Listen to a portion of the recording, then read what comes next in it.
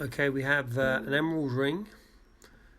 I'm re-clawing it with 18 karat white gold claw. It's an 18 karat white gold cluster.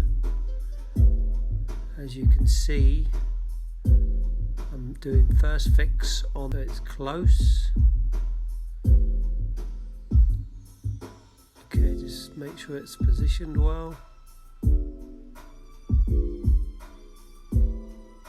Now this technique is where I use a razor blade or like a Stanley knife blade, and I tuck that just inside the claw, as you can see, which allows me to laser up the sides.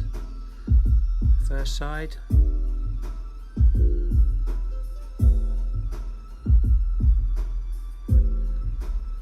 second side. Okay, now I'm quite happy with that. Just do an inspection.